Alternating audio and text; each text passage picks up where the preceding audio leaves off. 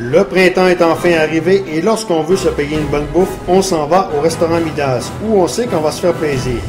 Que ce soit pour les déjeuners, la pizza, toujours excellente, ou encore le hot dog Midas. Si vous roulez vers Saint-Félicien, un arrêt s'impose au restaurant Midas au 1084 route 169 à Saint-Félicien au numéro de téléphone 88 679 0900.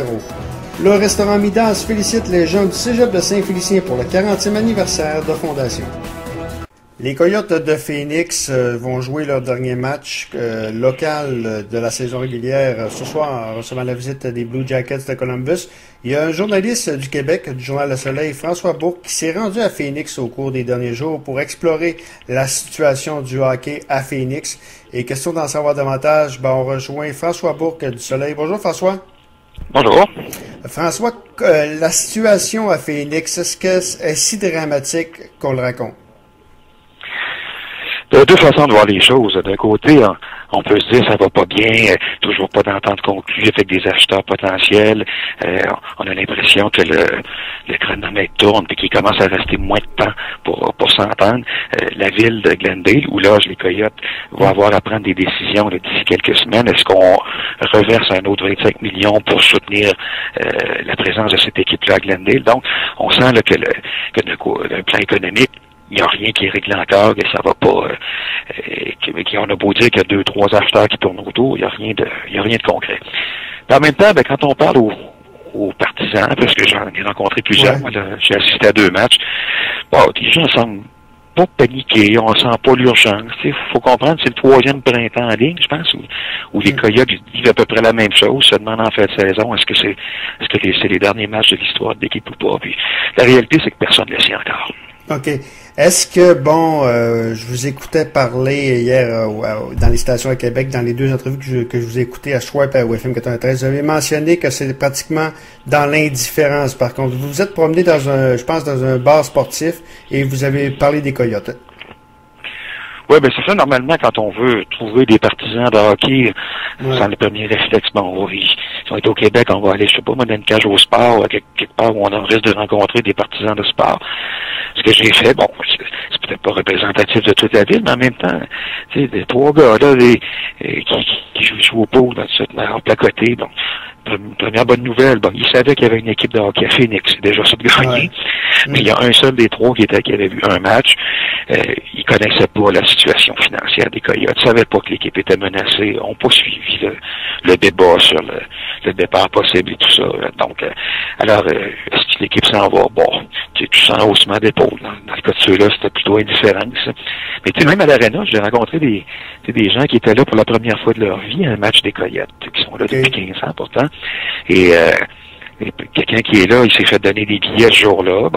Il est là avec son fils, puis il est pas au courant de la situation financière de l'équipe, puis il est pas au courant de la menace que l'équipe s'en aille. Donc, tu as des gens comme ça qui ont pas suivi, puis qui sont plutôt indifférents. Là, il y a l'autre partisan qui tiennent davantage, là, qui étaient tristes, qui se disaient oui, ça se peut que ce soit les derniers matchs de l'histoire de l'équipe auquel on assiste. Ça nous rend triste, mais en même temps, une espèce de résignation, puis ça aussi que ils n'ont pas de contrôle là-dessus. Il n'y a pas eu de manifestation populaire de citoyens. Le Booster Club qui existait a été dissous il y a quelques mois dans l'indifférence. La dame qui s'en occupait a dit j'ai plus le temps de le faire. Elle dit ça n'a pas de rapport avec l'avenir de l'équipe, mais c'est quand même, il n'y a pas de manifestation structurée là, pour dire on veut garder l'équipe à Phoenix. Est-ce que ça vous fait penser un petit peu au départ des Expos? Les Expos sont partis dans une indifférence le plus complet. Est-ce que ça se compare un peu? Il y a un peu de ça. C'est sûr qu'il y a toujours des partisans qui sont déçus. Je pourrais vous dire, à certains égards, ça peut ressembler au départ des Nordiques aussi. La dernière année à Québec, il y avait quelques dizaines de personnes à une manifestation qui a été organisée, là, probablement qu'il était déjà trop tard pour changer le cours des choses, mais c'est une manifestation pour s'opposer au départ. Quelques dizaines de personnes. Donc, il y avait une relative indifférence ou résignation. Ça peut être un ou l'autre. Il faut comprendre là, que, l'équipe a des difficultés financières depuis plusieurs années à Phoenix. Il y a l'économie qui n'a pas aidé là-bas. L'effondrement des marchés immobiliers, tout ça, il y a quelques années, des pertes d'emploi. Phoenix en a souffert comme d'autres. Bon, si l'économie remonte, est-ce que quelqu'un va vouloir prendre une chance de poursuivre dans ce coin-là? Ça reste une grosse ville, une ville où il y a un peu d'argent. Donc, en théorie, et puis il y a beaucoup de... C'est une ville il y a beaucoup d'habitants qui viennent de villes du Nord, qui ont choisi d'aller s'établir au soleil, ou qui vont passer l'hiver au soleil ou au chaud. Donc, c'est des gens qui viennent de villes où il y a du hockey. Donc, c'est ces gens-là, entre autres, qu'on peut espérer attirer à des matchs de hockey là-bas. Donc, cette clientèle-là, elle existe. Et là, s'ajoute un problème bien local, c'est-à-dire qu'ils ont choisi d'installer l'aréna à l'autre extrémité de la ville. Parce que tous ces gens-là qui viennent du Nord, souvent choisissent de s'installer à Scottsdale, qui est le quartier un peu plus chic, la banlieue plus aisée, c'est là que les touristes vont. Et l'aréna est à l'autre bout de la ville, à peu près 40 minutes sur l'autoroute, quand il n'y a pas de trafic. Alors, c'est un frein. Les spectateurs vont choisir de ne pas y aller à cause de ça, entre autres. Ouais. Mais le principal obstacle, et ça changera jamais, c'est le climat et le soleil. Ben, c'est sûr. Le principal concurrent, oui, il y a du baseball, il y a du football, mais c'est d'abord, il y a avant tout le soleil. C'est ça, on n'est pas dans une atmosphère de hockey comme on peut l'être ici. Il n'y a pas de petit cul qui joue au hockey dans la rue là-bas. Non. Je vous écoutais parler aussi, si ça n'aurait pas été de Bill Daly, vous auriez eu de la misère à approcher les joueurs. C'est ce que j'ai compris. Quand j'ai fait ma demande d'accréditation, moi, c'était une routine. Je l'ai fait dans d'autres villes déjà, puis c'est bien oui, monsieur. Puis t'as accès au vestiaire après le match. C'est des règlements de la Ligue. Phoenix, on dit c'est correct pour le match, mais on vous laisse pas parler aux joueurs après dans le vestiaire, on vous laisse pas assister à la séance d'entraînement du matin. Ouais. Fait que je me suis informé à la Ligue. J'ai dit, donc, c'est quoi le règlement là-dessus? Et le VP de la Ligue m'a répondu, il m'a répondu, écoutez, je m'en occupe.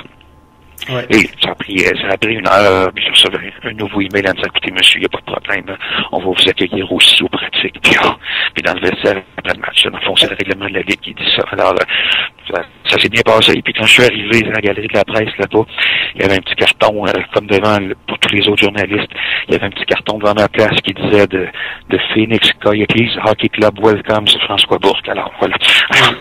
Alors, ça s'est bien passé. Est-ce que vous pensez que c'est parce que vous venez de Québec et vous avez justement des rumeurs ou c'est une politique qui s'applique à tous les journalistes?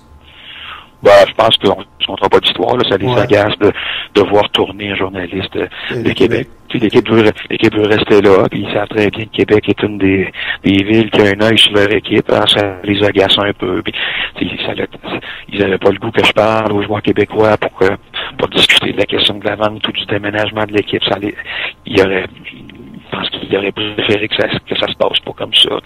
Alors oui, dans ce sens-là, je pense que c'est le lieu de provenance à voir avec la première réaction qu'ils ont eue. Dans l'aréna, comment c'était? Je pense que c'était quand même assez... il y avait quoi? On annonçait 13 000, mais il y avait peut-être 8 000? Je sais pas, je les ai pas comptés, mais c'est certain qu'il y avait moins de monde que ce qu'on annonce. C'est pas unique à Phoenix. Là. De toute façon, partout il y a des événements, que ce soit une manifestation, une parade du carnaval ou un événement public, là, je sais pas, à Québec, un Red Bull Crash Ice, des événements comme ça. C'est des festivals d'été. On exagère toujours les foules. Alors, ils le font eux autres aussi. Ils exagèrent le nombre de spectateurs. Dans la réalité, il y en avait moins. Par contre, ceux qui étaient là, moi, j'ai perçu qu'ils connaissaient le hockey. Ils étaient dans le match. Ils suivaient le jeu, ils réagissaient au même moment qu'on aurait réagi nous autres. Et s'il y a un mauvais call d'arbitre sur un hors-jeu, ils l'ont vu, puis ils vont grogner. Alors, puis ils vont être debout sur leur banc s'il y a des gars qui sont en mine de se taper sa gueule un peu. Donc, c'est des réactions qu'on voit ici aussi. Là. Donc, ceux qui sont là connaissent le sport.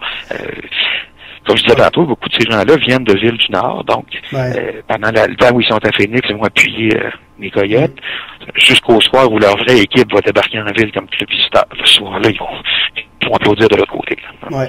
L'Institut Goldwater, qui est l'institut qui travaille actuellement pour protéger le contribuable. On sait que la ville de Scottsdale a mis quand même beaucoup d'argent. On parle de 25 millions par année. Eux ont mis beaucoup de pression pour que les Coyotes quittent Phoenix aussi.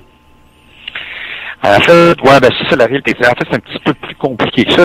L'Institut Goldwater, c'est une espèce de de lobby économique, un peu comme l'Institut économique de Montréal, si on veut. Donc, un groupe qui est plutôt à droite dans sa façon de voir la société, et donc un groupe qui cherche à ce que le gouvernement s'implique financièrement le moins possible dans ce qu'ils considèrent ne pas être les affaires de l'État. Alors, c'est leur sujet d'intervention, peu importe le domaine. Dans ce cas-ci, c'était sur le sport, mais ils interviennent sur d'autres sujets aussi. C'est pas comme à Québec, M. Denis de Belleval, l'ancien DG, qui s'est mobilisé sur une cause en particulier, dans le cas de l'Institut Goldwater, et ils vont intervenir partout où ils estiment que le gouvernement essaie d'en faire trop.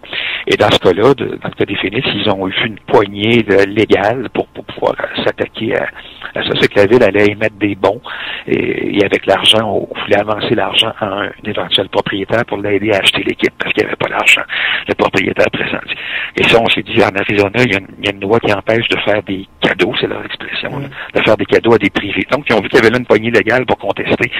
Le même institut aurait été à Québec, même si l'amphithéâtre est payé essentiellement avec des fonds publics, il n'y a probablement pas la même loi concernant les subventions ou des cadeaux, en guillemets, là, au privé. Donc, ils auraient peut-être pas pu contester légalement à Québec.